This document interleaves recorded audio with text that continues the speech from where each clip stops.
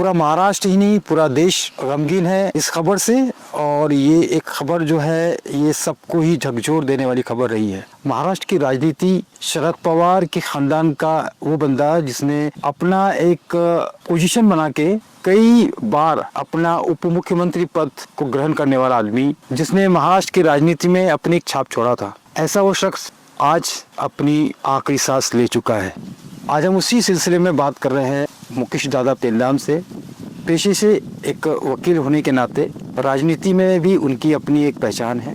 ये जो वाकया हुआ है पे हम बात करेंगे मुकेश पेंदाम जी से। पेंदाम जी, ये जो दुखद खबर आई है, आप भले ही आप किसी भी पार्टी से बिलोंग करते हो या जो भी हो, लेकिन अजित दादा पवार एक नाम है जिसे हर कोई नेता एक इज्जत की नज़र से देखता है, एक रिस्पेक्ट की नज़र से देखता है, क्योंकि उनके कार्यकाल में बहुत सारी चीज़ें हुई है। आरोप प्रत्यारोप तो हर नेताओं पे लगते हैं, लेकिन आज की जो दुर्घटना हुई है इस पे आप क्या सोचते हैं? देखिए, हम लोग महाराष्ट्र की राजनीति की अगर बात करेंगे तो दो परिवारों के बारे में सबसे ज़्यादा बात हम लोग देखते होते हुए, जिसमें एक है ठाकरे परिवार और एक है पवार परिवार। इनमें पवार परिवार जो है, जिसके बारे में हम लोग अगर बात करें तो शरद पवार, जो एक जिनके बारे में बताया जाए तो मुत्सद्दी व्यक्तित्व जो है वो रहा है, और राजनीति को घोट कर पीने वाला व्यक्ति। राजनीति अगर किसी से सीखनी है तो वो हम लोग बोलेंगे कि एक बड़ी लाइब्रेरी है शरद पवार। और शरद पवार की तालीम में जो व्यक्ति तैयार हुआ था वे अजित पवार थे। अजित पवार साहब से कभी मिलना तो नहीं हो पाया नागपुर में भी, लेकिन पढ़ने के लिए काफ़ी सारा मिला उनके बारे में।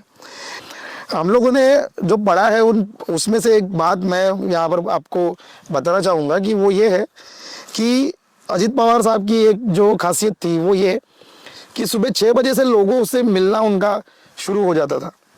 इसका मतलब ये है कि वो व्यक्ति ज़मीन से जुड़ा हुआ था, लोगों से जुड़ा हुआ था। और एक बहुत इम्पोर्टेंट चीज़ ये, स्ट्रेट फॉरवर्ड बोलने वाला व्यक्ति, डायरेक्टली जो मुँह में आया वो बोल देना और किसी भी प्रकार का कोई अफसोस नहीं करना। और बहुत इम्पोर्टेंट चीज़ ये है कि उनका जो प्रशासन है, प्रशासन पे बहुत बड़ा कंट्रोल था, ऐसा मैंने सुना है। मतलब एक अलग ढंग से काम करने वाला, प्रशासन पे अपना प्रभाव छोड़कर काम करने वाला, काम करवाने वाला व्यक्तित्व करके अजित पवार के बारे में हम लोगों ने पढ़ा है, सुना है। और ऐसे व्यक्तित्व को मुख्यमंत्री के रूप में हम लोग भी शायद देख सकते थे आने वाले भविष्य में, लेकिन कई बार ऐसा होता है कि हम क्या चुनते हैं। एक अंग्रेजी में कहावत है, God always gives you what you deserve, it never gives you what you desire.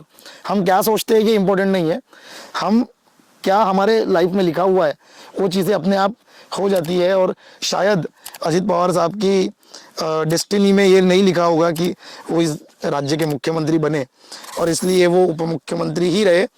और उप मुख्यमंत्री के पद पे रहते हुए उनका ये बहुत ही गंभीर जो दुर्घटना हुई, उस गंभीर दुर्घटना में 6 लोगों के साथ उनका जो मृत्यु हुआ है वो बहुत ही शोक जनक बात है, बहुत ही दुखद बात है। और मैं आपके चैनल के माध्यम से उनके साथ साथ जो विमान दुर्घटना में जो लोग मारे गए उन सभी लोगों को श्रद्धांजलि भी अर्पित करता हूँ।